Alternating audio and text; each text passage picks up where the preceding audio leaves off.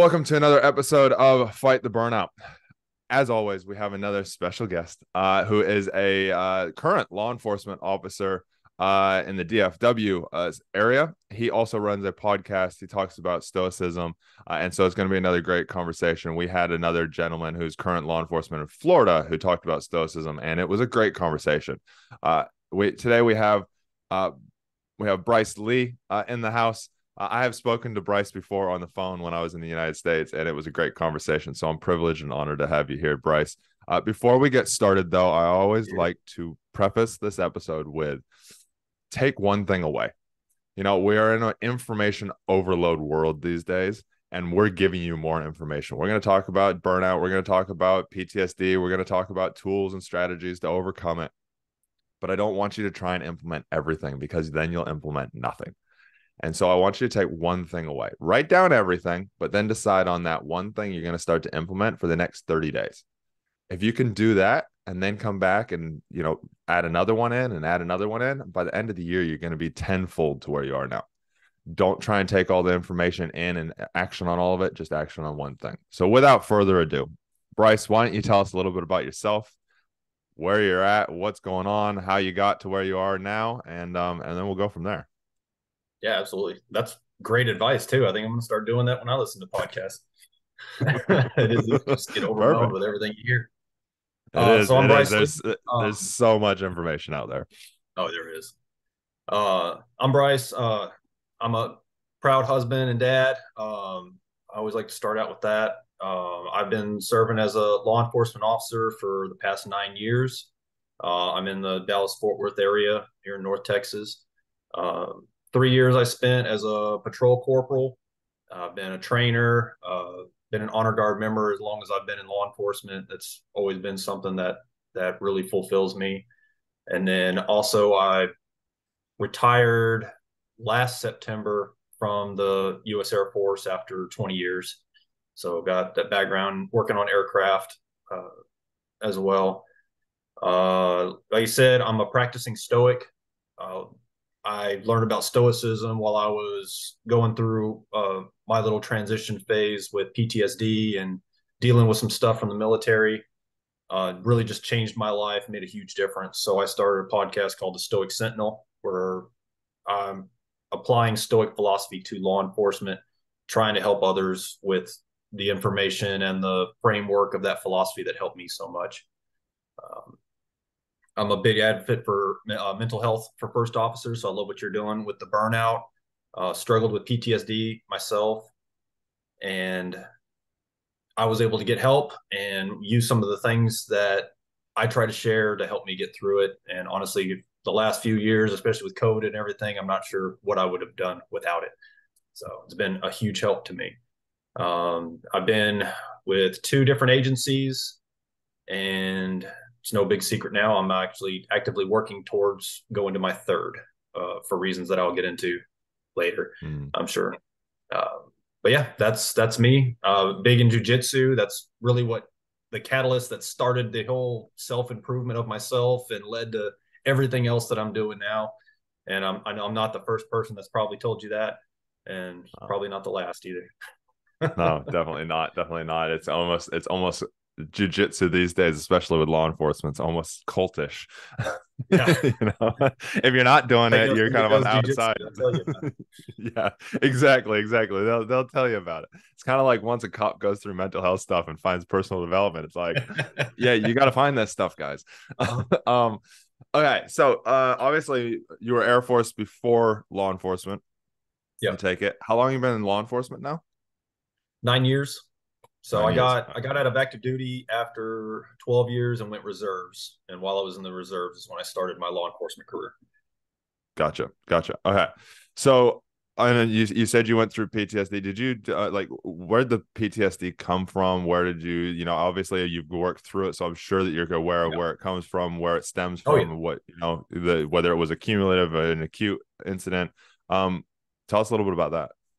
So deployed to Afghanistan in 2016. I was at Bagram Air Base, and I'm an F-16 mechanic. So we're out, out in the open air in the weather on the flight line, and the ISIS elements and the Taliban while we were there were actively trying to shoot mortars or rockets and, disable some of the jets or harm us.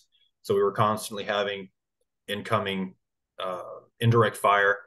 We had the big machine guns that would shoot stuff down. Sometimes they'd miss stuff, sometimes they wouldn't. But I had one incident where some friends of mine, we have a part of the flight line called into runway. That's where the jets, the last place to get checked before they take off. They're the first place they come back, get everything pinned up, the weapons safe. So we'll typically go out as mechanics. Well, the crew chiefs will go out about an hour prior to the jets coming down. Well, my group of friends, one of them had to hit the head before they went out there. So he's like, "Hey, everybody just chill out. We'll get something to eat. We'll go out there in a minute." Well, they were hanging out instead of being where they normally would be. Mortar hit their toolbox. So if they had gone out on time, they would have been there and would have all been killed. So an event that I wasn't even present for and didn't even actually happen, but it stuck with me. So I had recurring nightmares that they had been there, very graphic. I would wake up multiple times a night. I'd have to clear my whole house just to make myself feel better enough to try to go back to sleep. If I heard an air raid siren or even here we test the tornado sirens every Wednesday. Every city pretty much tests their tornado sirens. I would hear that and kind of freeze up and kind of have a panic attack, just because I was reliving those attacks. Just kind of thought that was just the way it was, and that's just, I was never outside the wire. I never went out and actively fought anybody. So to me, I didn't have PTSD. I didn't deserve to have PTSD. And it wasn't until I got out and was actually trying to do my disability for the Air Force that the group that I hired to help me do all that was like, "Well, have you done your mental health assessment?" I was like, "No, there's nothing wrong with me." They're like, "Really?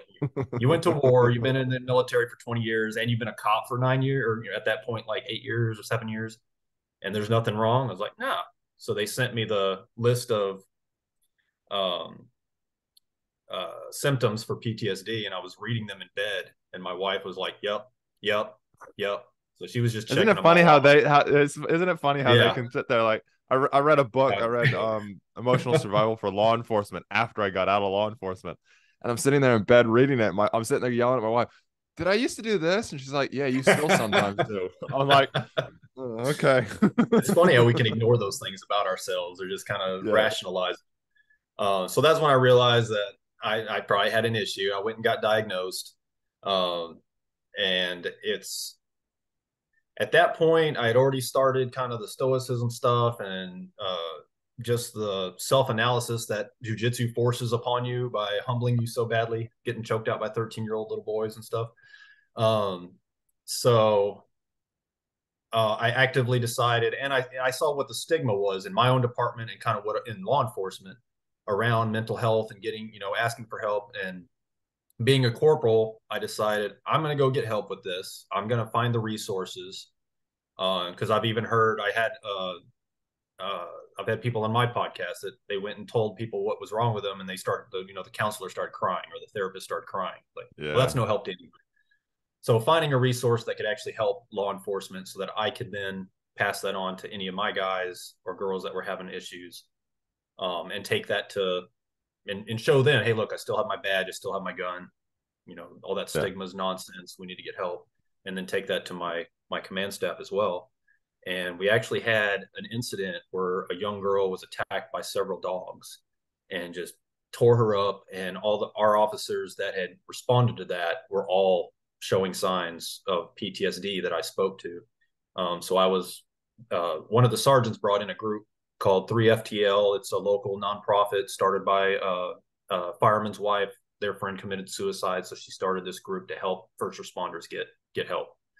And so I reached out to them.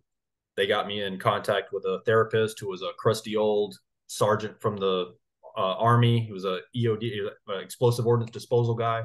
So right up my alley. We spoke the same language. We understood each other. He introduced me to EMDR, which I can never remember. Eye movement, disassociation, something or other. I can Something or never other. remember what it is.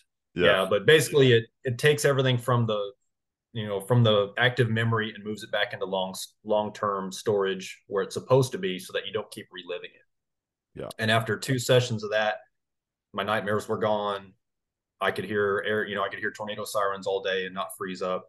It was incredible just that how quickly that helped. And then just being able to talk to somebody that understands, that didn't start crying when I, tell them some of the I even told him, I was like, it kind of worries me that some of the stuff I've seen as a cop doesn't bother me more than it does when it seems to be this one incident in the military that caused all my problems. And he's like, you're just able to rationalize it, or, Mhm. you're able to cope with it It's better for whatever reason. it's interesting on that fact. I've told my story of my partner getting assaulted and it throwing me completely off the rails. Mm-hmm. It changed the trajectory of my policing because I felt like I failed her. Mm-hmm. And I remember saying the same thing. I hit rock bottom after 7.5 years in law enforcement. Nothing major, like it was and then it became heightened alertness, and it just kept getting worse and worse. And I went into our version of Secret Service, which made that heightened awareness even worse than just as a normal cop, because you started looking at everybody as a threat. But and then got to the stage where most law enforcement who don't deal with any of that stuff almost got a divorce. I was lucky I didn't. My wife's very strong and stubborn in a lot of ways, which is good, and she'll slap me around when I need to be, but I remember going the same thing. I can't have PTSD, there's no way. And I was never officially diagnosed, but my counselor was like, Chris, you're burned out so bad. That's why I'm so passionate about burnout, because she's like, burnout is causing all your stuff. She's like, yeah, you most likely have PTSD of some sort from all the incidents and that you've been in the police. Some But she's degree, like, yeah. I'm not qualified to diagnose you with any of that, but you most likely do.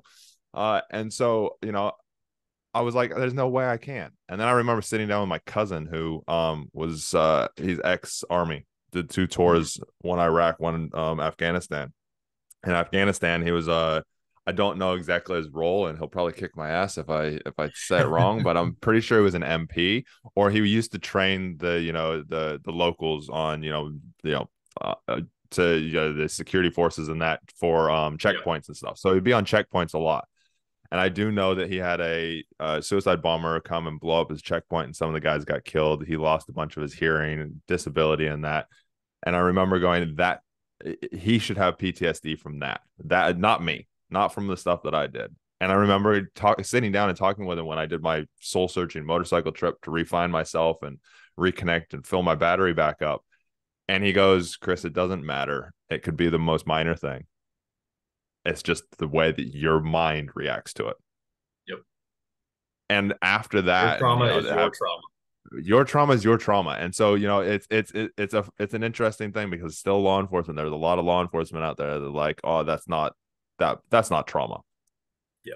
Any trauma is trauma. And that, when you said the things in law enforcement, you're like, how do I not get destroyed by that, but I get destroyed by this one incident that had nothing to do with me, actually. So obviously that incident happened, you went through a lot of stuff. It was years later, I take it you got it sounds like you got help. Yeah, that was in 2016. I didn't go through therapy till 2021. Hmm. So How yeah. was life during that time? So probably the biggest symptom that I recognized was, I call it my gray days. The VA called it flattened effect. So where there's just days where I could honestly just not give a shit about anything. The things that usually bring me joy, the things that I'm passionate about, I could give less, I could care less about any of it. And it's just a very emotionless, kind of depressing state. Um, so I had a lot of those. And Hmm. getting into I was later in my career, like you said, around the 7, 8 year mark of the career, where the job doesn't really challenge you anymore. You can deal with pretty much anything you see on the street, and then it turns more into the internal politics of the organization, and focusing on really things that you can't control about it. And those were just kind of piling up. So that's where the burnout came in. I didn't really there wasn't anything to really drive me, and on top of having the PTSD and the kind of just that flattened effect. Um, it really just kind of made for a very mundane existence at that point. So Yeah, they're not fun. Looking back on those days, they're not that great, are they? no, no, and I still have them. Like they Yeah, still come around, but now that I know what they are, and yeah, I know that they're not going to last. yeah. So if it's a day where I'm like, okay, I'm just going to cancel what I had planned today. That's just the way it's going to be. Now, if it turns into a week of that, then I'll, make a appointment with my therapist who I don't see on a regular basis anymore, but he's there if I need him. So I've gone Yeah. back and said, hey, I just need to chat, and we get on Zoom and just talk. But since I've identified those and know that it's not long lasting, and I have my my journaling, and I have my philosophy that I fall back on, I'm able to get past those without worrying too much about how long it's going to last, or being too despairing too much, because I know it's just a temporary state. You don't get stuck in the weeds anymore. You know how to get Yeah. yourself out. Yeah. I want to go into the tools that you use, but we'll go into that in a second. Before that, Mm-hmm. I want to jump back to, early days in the military. Were you prepped or primed or given any kind of tools to be able to process that stuff quickly, or be able to actually work on any of this stuff and be like, be able to go, hey, wait a second, we're going to get mortars thrown at us and there's going to be nasty shit that happens. This is how you can process it. Did you get taught any Right. of that for military or Absolutely for law enforcement? not. No, not whatsoever. Maybe in law enforcement a little bit more, because I came in 2014. So we had like a whole mental health section of the academy. I don't think anything really prepares you until you start experiencing it. But we knew what we were going into. A few of us had been there before. I had not. That was my first deployment. Um, but no, I mean, you go out there and you do the job. And it's very much, especially when I was going through, especially early on, you suck it up and you get through it. And if you complain about it, or you need to go see somebody about it, then you just you're weak and nobody trusts you anymore. And it just had that same kind of stigma that the police profession has had for a long time. Well, I don't want that guy showing up on a call with me, because I heard he's having nightmares about stuff. So it's very similar in the military, probably even worse, Yeah. because you're afraid if you go to, and I actually had the angriest man I've ever known. I love him to death. Angriest man I've ever known tell me I had an anger problem, and if I didn't go see somebody, they were going to mandate me to do so. So I was like, damn. So I'm glad you brought up the anger thing, because I remember when I was like younger or early in my career, I was like, yeah, I've got an anger problem, but I'm working on it. Just watch out when it comes out. It'll be fine. that was probably the biggest thing that I've ever had to work on, because that's how we're taught to lead, especially on the flight line early on, because it's a very dangerous place, and you better do what I say when I say it, or you might lose an arm, or you might be killed, or do something stupid and damage an aircraft, or hurt somebody. So it was a lot of yelling and screaming, and knife hands in the face and that kind of stuff. And that carried over to home. That had a hand in wrecking my first marriage, and unfortunately my oldest went through that period with me, to where I've gotten to the point where I've examined that about myself. And when I went to teach, I taught for 4 years in the military, and quickly realized that you can't teach people how to work on jets by screaming at them. That's where I found out that there's other ways to lead, that there's things about myself that I needed to change. My first class in teaching tech school, I don't know what any of them are doing, because they do not talk to me. I'm not friends with any of them on Facebook. None of them have ever reached out, because I was a dick. Yeah. In my last class, I know what all of them are doing. They keep me updated on their careers and on their lives, and we talk regularly, because I changed that about myself and was able to help them, and provided them some actual mentorship and help when they needed it. That was a big turning point for me. And then once I started going through my therapy, realizing that anger is just a symptom of other things. What I learned digging deep into it and figuring out why I was acting that way, I'd go through my day and just kind of make a note when I would lose my cool, or something that blew my temper up. And at the end of the day, just look and see, okay, what about that situation caused that? And it all boiled down to some kind of fear of being disrespected or fear of not being in control. And it was just, I call it the missile defense system of the ego. So if my ego was challenged somehow, or I got scared somehow, that anger was how I defended myself and felt stronger and more in control. And I tell kids all the time, especially young men that are, are so controlled by that anger, is you have to find that tipping point, what leads up to it, because once you pass it, there's no coming back. It feels too good. It feels too powerful. You feel right at the time, and then you feel like a complete idiot once it burns off. And then that complete idiot side starts to burn you down and starts to drain you out. If you have any empathy whatsoever in any part of your soul, it starts to drain you down. And the more you do it, it drains you even more and more. Question for you real quick. When you were in the military, would you say that you were under, I mean, you might, looking back, you might see it, but then you probably didn't, felt like you were under a lot of stress and pressure and a lot of like, oh my God, I can't fail at this. I can't do this wrong. I can't do that wrong. All of those. Yeah. I mean, in a profession where if you put in one screw in the wrong place or leave something out, a pilot could crash and die, or, somebody could get killed or hurt. And just it's the pressure of hurry up, hurry up, hurry up, get it done, but don't mess up or we're going to screw you over. And you're guilty until proven innocent. And sounds like another career that we know. Yeah, doesn't it? Yeah, I just transitioned right into another one. But yeah, just constant pressure. We eat our own. We find the weak link and we go after them and try to cut them out of the ranks. So yeah, there's constant not only watching your back for what you're doing, but watching your back for anybody else that's out to get you or thinks that you're not doing something right and trying to make themselves look better by making you look worse. So yeah, it was constant pressure for sure. How do you feel that constant pressure added up to that day that, that mortar went off and then you obviously it just completely changed your trajectory?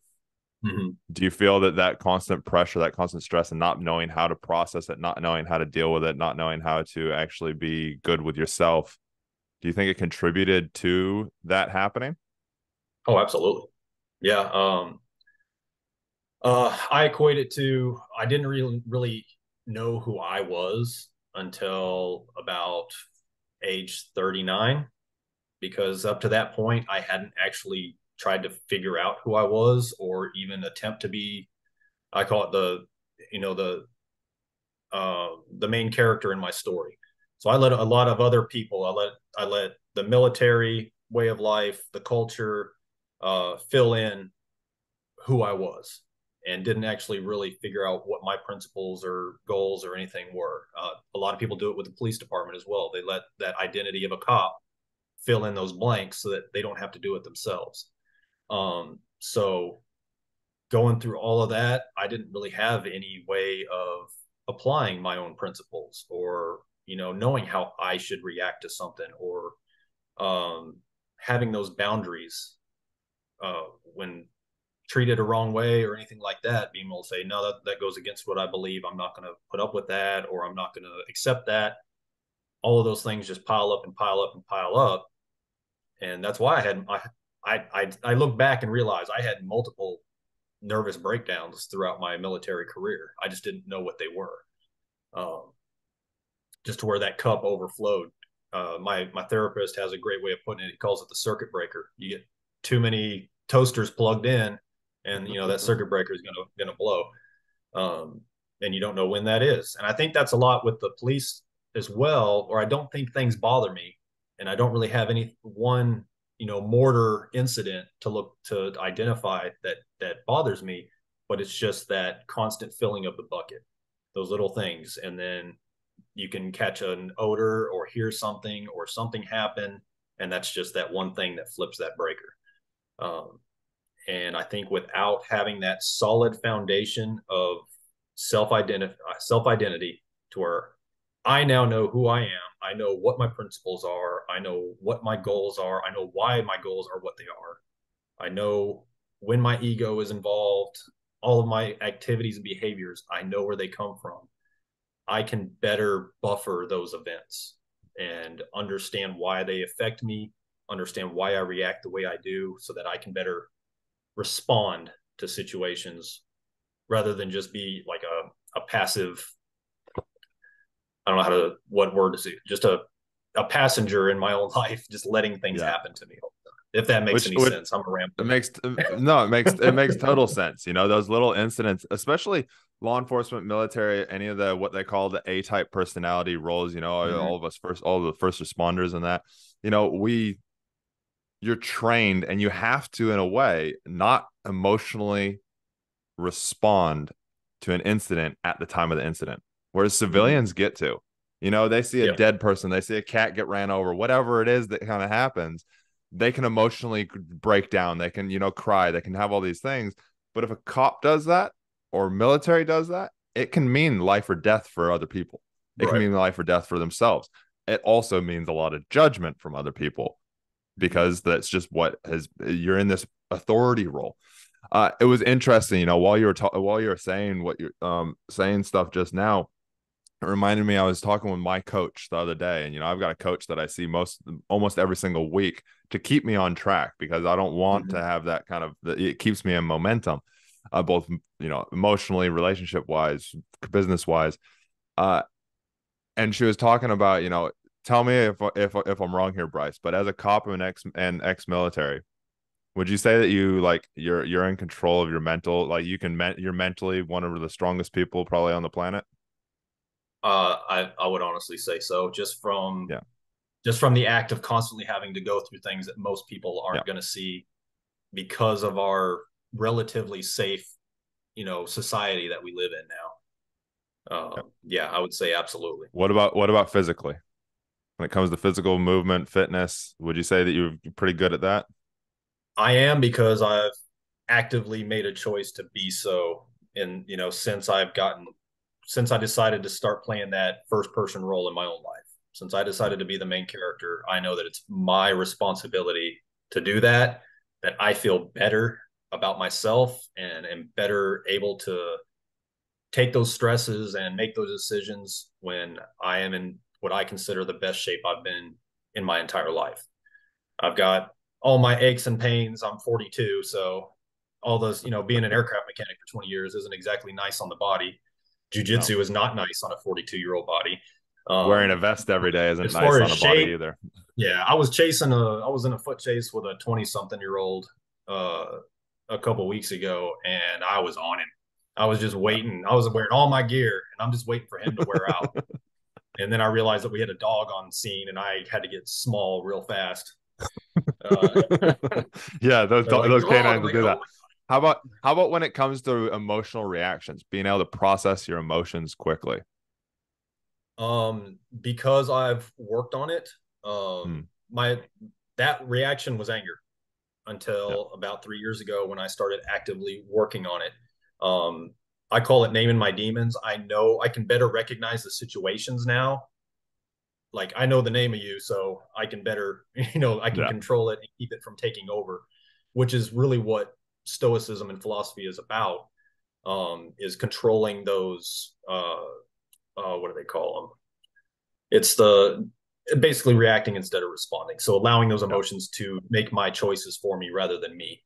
So Yeah. Actually be I've able to gotten process them. better at yeah, I've gotten better at flexing that muscle and building that muscle up to where I can slow down, I can see what's going on, I can recognize it, so I can kind of step back a little bit and choose my Which response. of those three, mental, physical, or emotional, would you say that you have to constantly work on the most?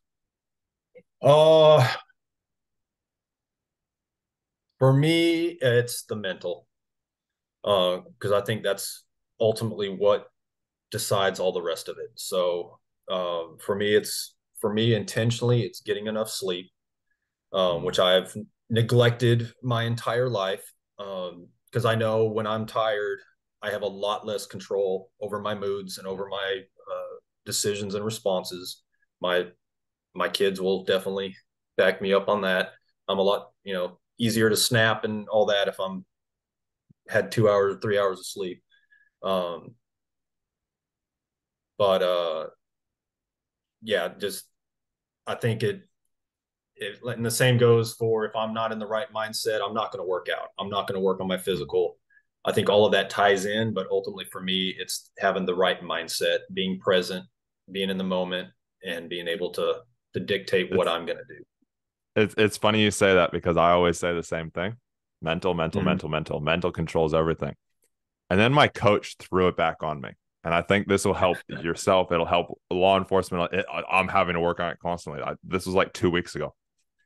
And she goes to me, she goes, Chris, but without being able to actually process your emotions quickly, the mental means nothing. You're using Mm-hmm. the mental to be actually do that. She's like, you as law enforcement have been trained to stuff your emotions away and maybe come back to them later. Yeah. And I'm like, oh my God, I still do that to this day. Yeah, you Something definitely have bad or to. something hard will happen, and the emotion, I'll be like, oh yeah, and I'll start to deal with it, and I'll be like, distraction. Because my mental state, because I'm so in control and I practice so much on my mental state that I can mentally take that emotion, put it into a box, and go, I dealt with Mhm. it. Yep. And I then find she that told guys me, are really able to do that really well too. That's kind of how we deal with yeah, everything.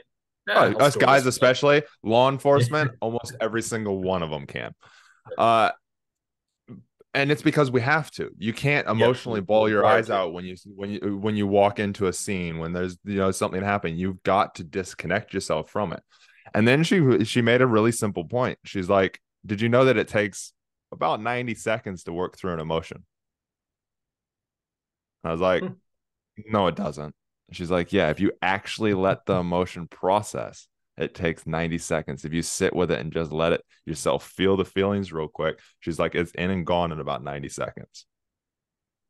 That's And when interesting because she's that's kind of how I've approached being a dad as well with a teenager, and I've noticed it on the street as well. If somebody is amped up and emotional, if you don't feed it, if you just kind of let it burn out, it's gone in about 90 seconds because it takes a and when lot of energy to keep that going. and when she told me that, I was like, "Oh my God, I'm still spending, I'm learning stuff all the time. I'm Mhm. spending so much time trying to use the mental strength that I have that I'm like, I always have to work on. I've got to do the mental strength to be able to do the physical, to then be able to do." And it's like, no, wait a second. If I actually just let the emotional go, the mental becomes easier, the physical becomes easier. Oh my Yeah, God. there's less to be mental about. Exactly. And so when I realized that, I was like, oh my God, okay, cool. There's things. And the other thing she said is she's like, if you never let those emotions actually process, and this is what hit me really with the law enforcement, I was like, oh my God, there's so much stuff that I never let go. I never actually Mhm. processed through. She's like, if you never actually process through those emotions ever, the emotion of the dead body, the emotion of the crash, the emotion of the boss yelling at you, the emotion of all those different emotions, if you never actually let yourself sit through it, it will stay there until you let yourself. Yep. And that's where like EMDR lets you process that stuff really quick and throw it back. Lets you process it really quick and throw it back. Yeah, that's been the journaling process for me, which I Yeah. could never do for years. I could not commit to it. And then I started just making myself do it every day, however long that was. If it was 3 words, it was 3 words. But I made that habit after reading Atomic Habits by James Clear. Like, you don't always want to sit down and write 3 pages, but if you can sit down and write 3 words, you're probably going to write more. Yeah. And just establishing that, that channel in the brain. But I just found that just processing what I went through that day, kind of identifying where I reacted to what and why, it makes it tangible. It like takes it out of the head so I don't have to think about it anymore, and puts it on paper, makes it tangible to where I can more easily identify and, dissect it and look at it. And it really does just kind of, it's funny. I saw a meme the other day of Dumbledore pulling the memories out of his head with his wand. It was some cop meme. It's like cops Yeah. removing, dead grandma from that day so they can go home and be with their kids. I was like, that's kind of what I was like. Yeah, that's like journaling for me. It just kind of Yeah. gets it out of there, so I'm It's not struggling with it so much. it's interesting. Journaling is one of those things that my mom tried to get me to do when I was a kid. And I thought journaling was just write about your day. Yeah. And then I recognized, and I'd love to know your take on what you do for journaling. And then I realized journaling is getting the shit bouncing around in your head out of your head and putting it on paper. At least that's how I use it. And Yep. so it does, like, once my coach was like, she was like, you need to process these emotions. You need to let them flow and actually feel them and actually recognize why they're there. You know, a what is a logical thing. A what do I need to do? A why is an emotional response. It's why when you start to ask somebody, why is that important? Why do you want to do that? A lot of times they clam up and they go, I don't know, because a Yep. why becomes an emotional response, not a logical response. And so it's, what do you want to do is a little bit different. You start to think about, what do I want to do? Why do you want to do it? You're like, I don't know. I just want to. But, how do you journal? Because I know everybody hears, especially law enforcement, military, you hear journaling, you're like, oh, that's like woo-woo stuff. And I can't do Yeah. that. I'll Dear never be able to do diary. that. Yeah. Dear diary. Yeah, you do. Um, You think about the movies and that, yeah. I found it was reading one of Ryan Holiday's books too, I think about, and he said something about journaling and mentioned Benjamin Franklin and how he did it. And that's where I started the process, was just trying to figure out why I responded to different things. So it was looking back through my day. This happened today. Why did it happen? Why did I respond that way? Why was I thinking this? Why did that crackhead saying that about my mom bother me? Um, Something like that. And it usually doesn't. I usually laugh when they make fun of my mom, but she's actually in the next room right now too. But after that, after I kind of narrowed those down and figured it out, it's really kind of just what's on my mind at that time. A lot of it is ideas for shows now, or people that I want to interview, or books that I'm reading, and just kind of boiling it down to, like you were saying, boiling it down to some actions that I can take from it. So it's not just entertainment, but it's something that I can actually use and put into action. So it's a lot of dissecting things that I'm thinking about, and like I said, some days it's this happened, and you know this is what I thought about it, and it's 2 lines, but it fulfilled that need I had for that day. It got it out of my head. If there's something that I'm constantly thinking about and constantly wrestling with, then I'll definitely sit down, put it on paper, try to figure out what the base of it is, or what the key problem is, and try to work something out. So it's really just it's a self analysis tool anymore for me. So That's that's awesome. It's yeah, and it's so important to get those thoughts out of your head. Otherwise, they bounce around, and we start to create all sorts of new reasons why they're there and what they could create and all that. Once they're out of your head, there's it's days kind I'll of sit like, down and I can't think of anything to write, and that's what I tell myself. Okay, what am I constantly thinking about lately? And just hmm, try to break that down and try to see if there's something underlying that I need to deal with, oh, that's or if the so ego cool. is getting too involved or something like that. What is some of the other tools and that you've learned now that you wish you had in the early days of military, early days of policing? What are the key, like, three, maybe five uh things that you're like, if I had had this, and this is Oh, and what it is, what would those things be? so one of the main things that I wish I've had forever is Stoics call it dichotomy of control. I'm sure Steve talked about Yeah, it. Steve's talked It's about one of it. the Yeah. Yeah, it's one of the key. Just if you get nothing else from Stoicism, that's the one that helps most people. And just focusing on what you actually can control, and not letting the rest of the crap bring you down, because there's literally nothing you can do about it anyway. So basing goals on things you can control. I want to be a corporal. Well, you don't have a choice whether they hire you as a corporal. I want to be, I want to go through the process and learn about it and do the best I can, and learn, study all these things. So at the end of it, I'm better off whether I make it or not. Those are things I can control. The ultimate outcome of becoming a corporal, not in my control. It's Um, funny you say that, because what you just did is you literally broke down the process to become corporal. yeah, Goal, corporal. I don't have control on whether I do that, but what I do have control of is the process to get there. And these are the things yep, I need to study. I need to learn all about it. I need it. And so you just set yourself step by steps and little goals, yep. just to give And I viewers a had little insight there. I've told this story a couple times on a couple podcasts. He's going to kill me he ever hears about it. But a buddy of mine, he was one of my, I grew up with him, and he was like 6 months ahead of me out of the academy, and we've grown up in law enforcement together. And I became his corporal, and he wanted a dog more than anything. He wanted a canine, and our PD had already gotten rid of theirs. So I told him, I was like, what's it hurt for you to do everything you can to be the guy, the obvious choice if they do get a dog? So he did all of this homework. He learned all the case law. He went out and found a place that would give us a dog, basically. And he got food and vet bills and all of it basically paid for. He made all these contacts with all these other canine officers and got known in the community and all this stuff. And did he get his dog? No, he didn't get his dog. And one day he's like, that was just all a waste of time. I was like, how much did you learn? How much better are you now than you were when you started? How many contacts and, all this other stuff do you have? He's like, of course he didn't want to hear it then because he was upset about his dog. But just that process, like, I set your goal on, I can learn all these things. I can better myself this way. And if I get a dog, cool. If I don't, maybe it's time for me to make the decision to go and have the dog.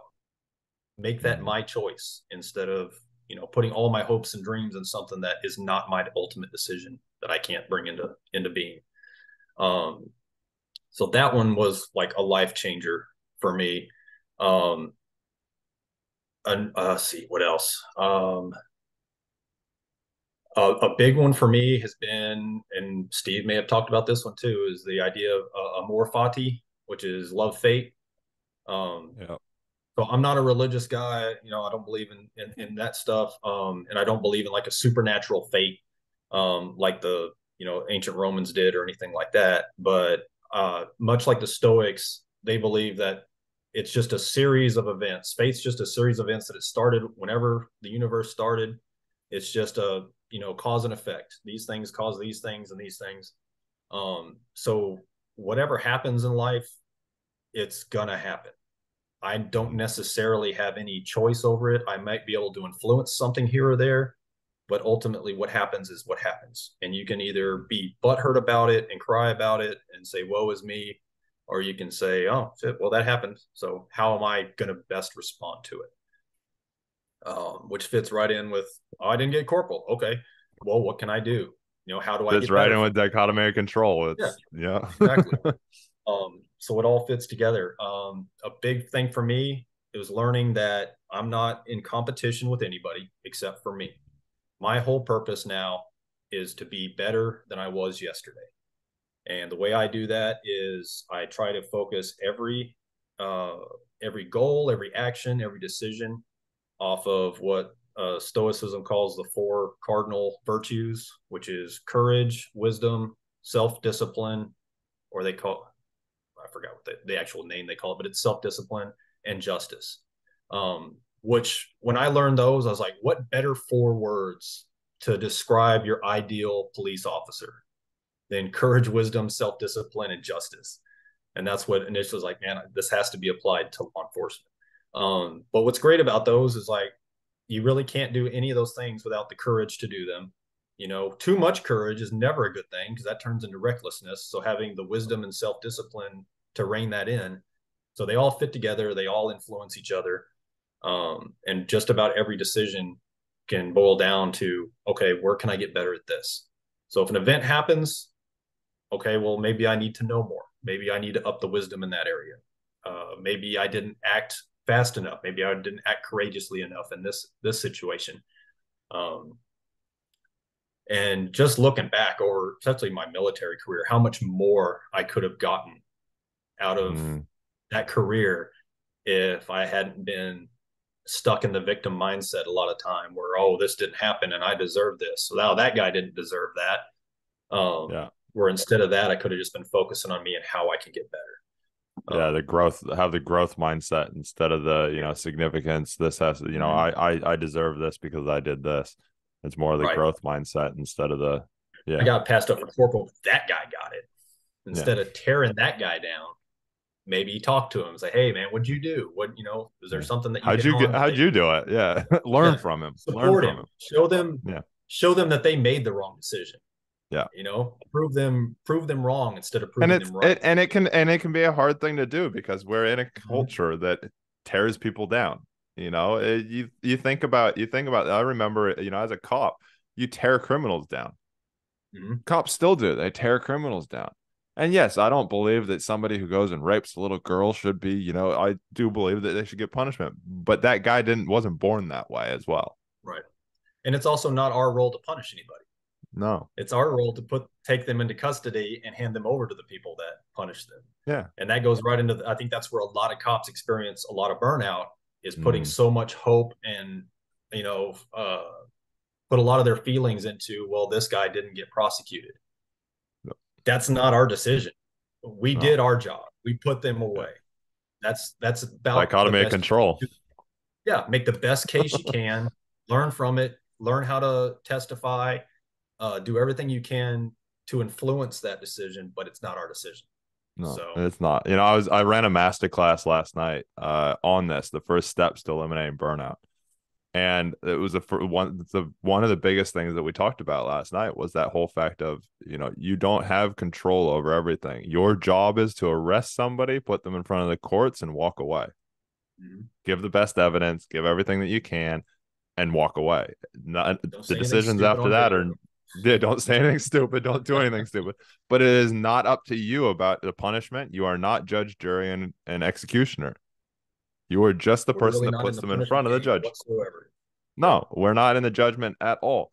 Our job is to arrest them. And I said, hey, if they get released, guess what? You get to go have more fun and, probably arrest them again until they learn better. Job Or security. maybe just by you arresting them, they learn from it.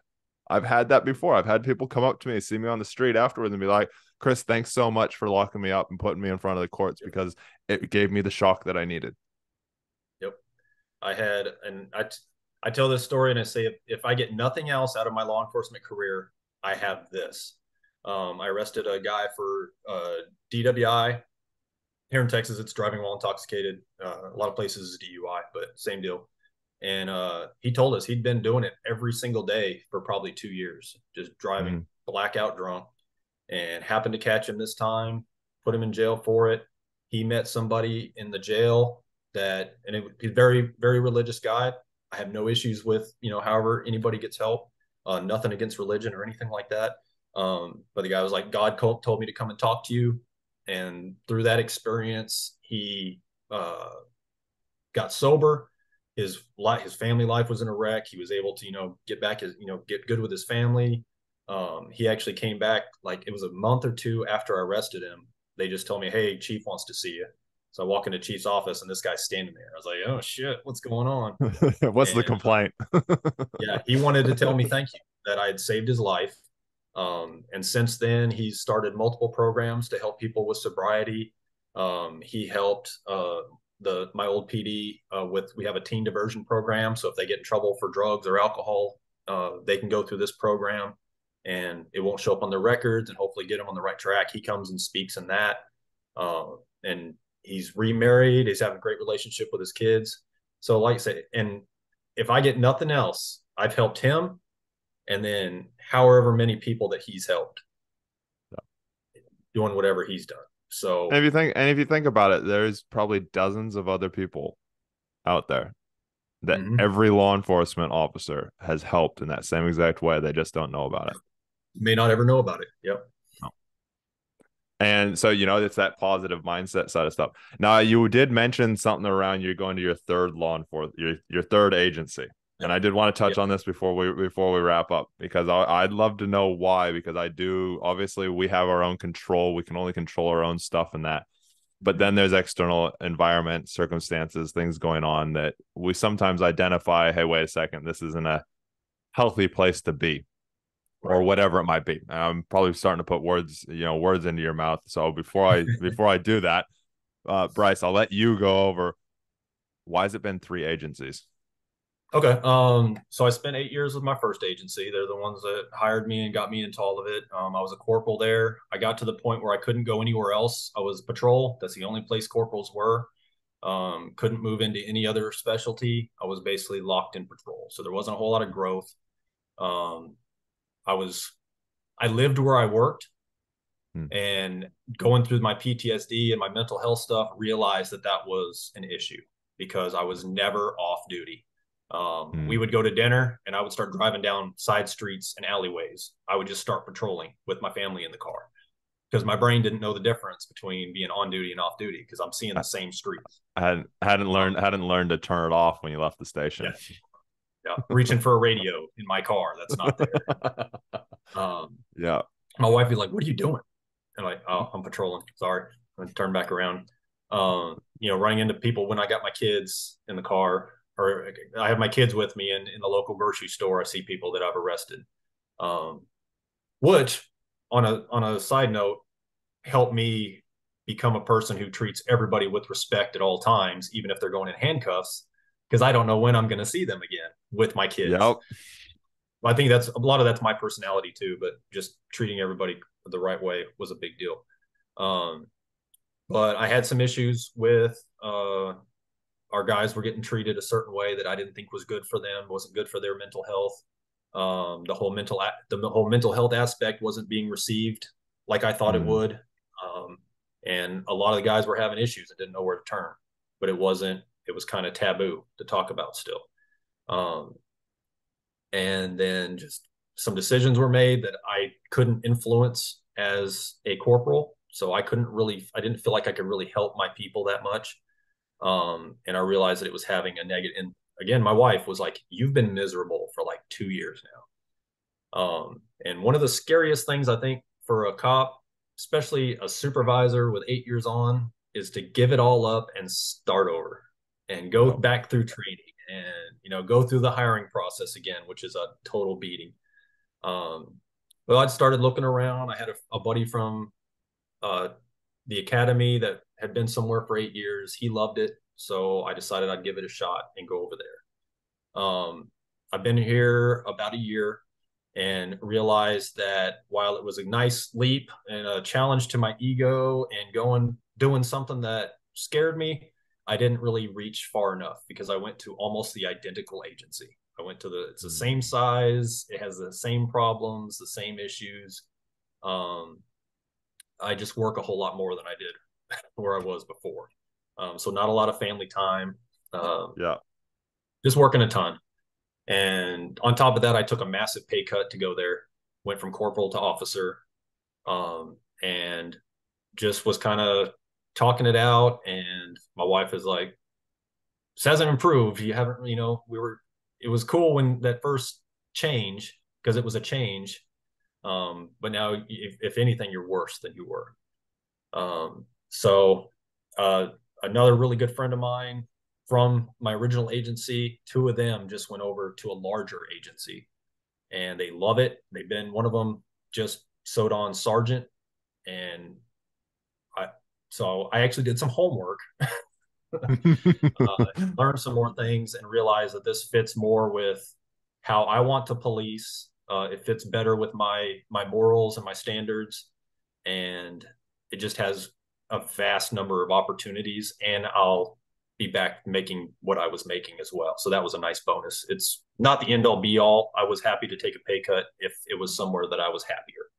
Yeah. Because I've definitely learned that the money is not ever going to make a policing job easier. No. Um, so basically, looking at my situation, realizing that it's best for me to make a change and not feeling obligated to be unhappy just because I Mm. came somewhere else.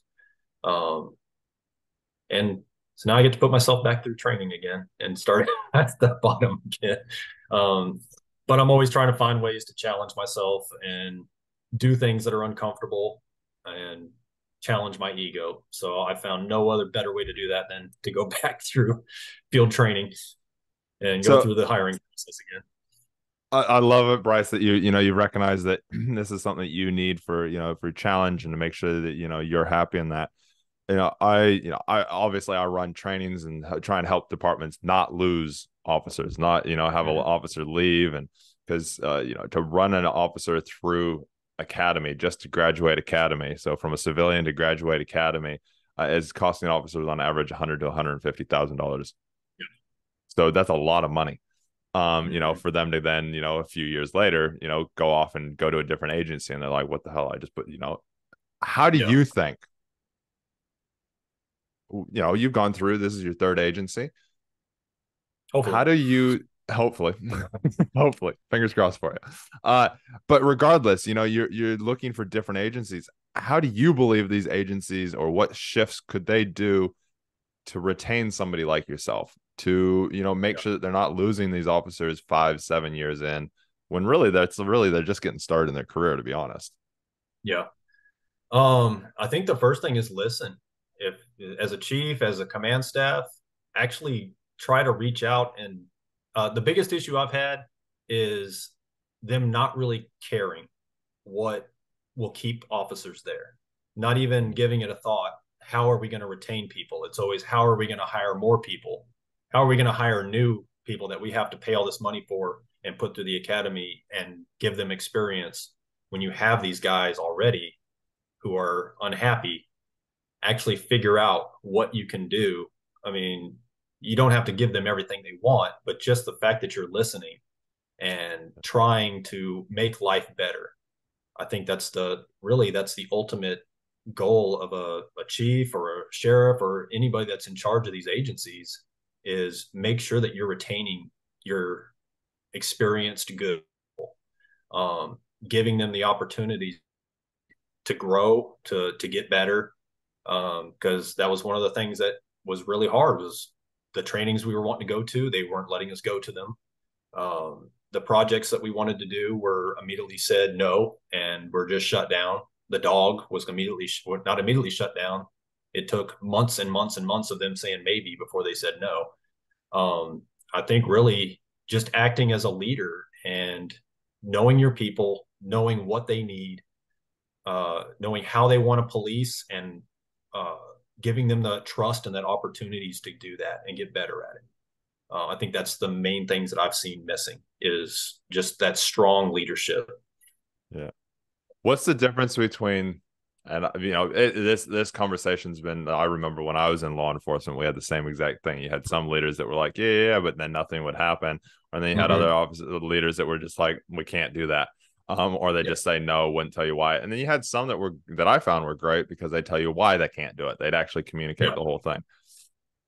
What do you feel is the difference between those three types of leaders? Like, obviously, there's departments out there where it looks like we've got really good leaders.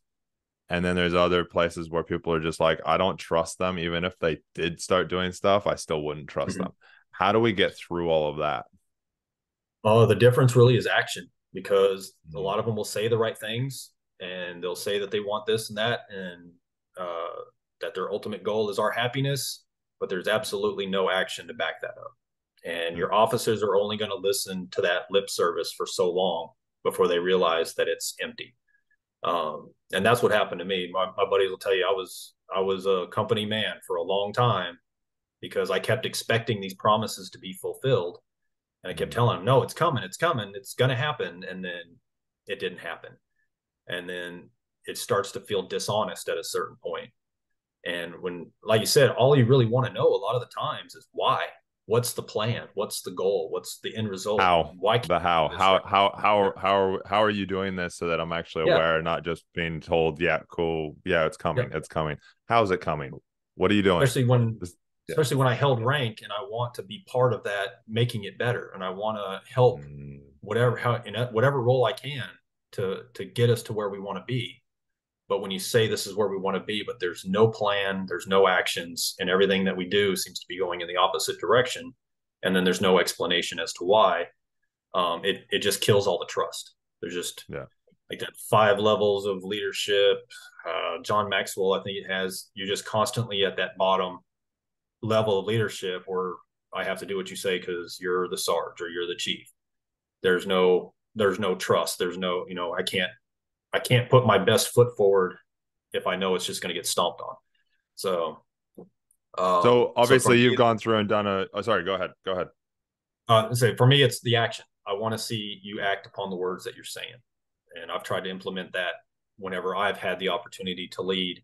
Um, uh, my guys, I did my best to show that I was there to serve them. They were not there to just follow me blindly. I was there to make sure that they had everything they needed to grow as officers, to do their best job, to be happy, to be fulfilled. So I would park in the back lot so that they could have the closer spots. That's one less thing they have to worry about. I'll walk through the rain so that you can get it doesn't bother me. Yeah. Um, we were allowed to choose we work 12s, so we had one day of the week that we only worked an 8-hour shift. Typically the sergeant and the corporal would choose that first. So I made the decision to choose dead last so that the newest officer would actually have a choice of, they'd have one more day that they could choose from. And just little things like taking the paper call at the 12-hour mark on a Friday for a young guy so that he can go home on time. Just the impact that has on people is Yeah. incredible. And they Makes them know that want to I'm stay on the going to job do that longer. stuff. Yeah. The Yeah. how many young of the guys told me, called me on my day off and said, "Hey, I really appreciated that." Mm. It just shows how little you really have to invest to really get people behind you and show them that you care. And the So more that I did that, the more of a vacuum I saw of the people above me that were saying that was the culture, but they weren't acting on it. So obviously you're looking at another agency, and you said you did research this time. What so that other officers, because I know there's a ton of officers out there, I hear it all the time, interviewing people, talking with people, just scrolling through social media, you hear about it all the time. Mm-hmm. What did you do to research to kind of more, obviously there's no certainty on it, but to Yep. more educate yourself and make sure that it was the place that lines up with your values, lines up with the actions that you want, with wanting, getting that communication and those actions actually being taken place. What'd you do to research that so others can actually reenact that? Yeah. So luckily I've got 2 guys in this new agency that I've worked with for 8 years, and they're guys that I would follow into hell. They've proven themselves to me. I've proven myself to them. They know what my values are. And that's why I'm such good friends with them, is our values line up very closely. One of them's prior Army, so we have that in common. I know what he's passionate about, and I know what my other friend, who actually I was his corporal, love you, Cody. One of the hardest people to please I've ever met in my life. And every box that I had that I needed he's checking them off for me, telling me this is the way this is. Very family oriented, very big on this is a job, not your life. We want you to work and be happy while you're here, but we don't want you to this to be your life. So they're very, and of course, this is what I'm being told. I haven't experienced it yet, other than the people I've talked to since I've started the process. But his wife is one of my former officers as well. And she's the same way. Like, yep, this is how it is. They have very high expectations, and this department is meeting all of them. So talking to them has been my major thing. He came up, gave me a tour, showed me around. Everybody I've talked to has met those expectations. The hiring process, they're very respectful, which is not always the case. They've got it very streamlined for laterals to make it easy to transition. And I've just been treated with more respect than I have as an applicant, really the other 2 places I've been. So far, everything's meeting what I've been told. So I'm sure, like, I fully don't believe that everything is going to be, peaches and rainbows the whole time. There's going to be struggles. There's going to be issues. But as long as the leaders are willing to hear about it, actually care, which I'm being told they do, and actually take action on it, then yeah. Awesome. And so it sounds like some place that I want to grow and I want to, probably promote again and stuff like that. So. Oh, that's awesome, Bryce. That's so good to hear. I know listeners in that will really appreciate, knowing that. So pretty much, find somebody that you trust, somebody that you've got similar values and morals with, and, communicate with them, talk to them and ask them about it. Okay, so Bryce, if somebody wants to learn more, maybe they want to learn about where this agency is so they can try and, come and jump on a spot. Or if they just want to get to know you and learn more about Stoicism and how to actually start practicing it with you, how do they get in touch with you? So I'm on Instagram at the Stoic Sentinel. My podcast is on all of the platforms. If it's not, get in touch with me and let me know, and I'll get it on there. But it's the Stoic Sentinel. You can email me at the Stoic Sentinel at gmail.com. And one of the things that we're putting out, I work with Sergeant Steve Sweeting from Florida. We've actually teamed up. We are producing a newsletter, which I'm sure he mentioned. It's called the Bravo One newsletter, where every week we're applying Stoicism to law enforcement, giving tools, all that. I have a link tree in my profile on Instagram that you can sign up for that if you like. But love to hear from anybody that wants to email or ask questions or have any advice for the show, or guests they want to hear or topics they want to hear. I'm all about it. Awesome, Bryce. No, I love that. Last question I always ask before I let you kind of, give your last words is, what would you say your top tip to self-happiness is? Self-happiness. So one of the things I've learned is that happiness itself is not a permanent state. For me, it's a byproduct of a fulfilling life. It comes and it goes, but if you're doing something that you believe in, you're going to have it more often than not. What worked for me is, like you said earlier, I found my why, that thing that gave me purpose and also serves others. I believe we're hardwired to serve each other. That's where a lot of our, chemical reinforcement as biological creatures comes from. We're a pack animal, so helping each other out, I think a lot of time leads to that fulfillment. It's important to fill your cup first, work on you, make sure you're in the best mental, physical, spiritual place you can be. That allows us to more effectively help others, which I think in turn fulfills us. Focus on what you can control again, and only set your happiness on things that you can bring about. That's been a big key for me. But figuring out who you really are, because a lot of people don't do that. Be the lead character in your life and intentionally go after the things that are gonna serve you, serve your purpose. I think love it, Bryce. Ultimately that'll lead to a lot of happy days. A lot of happy days, and that's what we want. Any last words, Bryce, before we wrap up? I don't think so. I think I'm good. Awesome, man. Awesome. Well, thank you so much for being here. Thanks for, being out there, protecting and serving and make sure you stay safe. And to all the first responders, law enforcement out there, stay safe. We care about you. And my motto is always train hard, test easy, because we're always going to get tested, especially as law enforcement first responders. You're always going to be physically or mentally tested. So you may as well train hard for it. Sometimes that's taking a rest as well. So this is Fight the Burnout, where we interview law enforcement, military, first responders, and get you the tips and tricks that they've learned over their law enforcement career, going through burnout, not going through burnout, so that you can prevent it and overcome it. Make sure that you have a long-lasting career and love it like day one. If you want to learn more from me, what I do, just reach out to me at createfromwhy@gmail.com. That's createfromwhy@gmail.com, or go to our website, createfromwhy.com. That's createfromwhy.com. And we'll either put you in touch with somebody, we'll help you out ourselves. And if you have a department that wants to learn how to eliminate burnout, please do visit the website and get in touch. Without further ado, thank you very much, Bryce, again, and we will talk to you all very soon.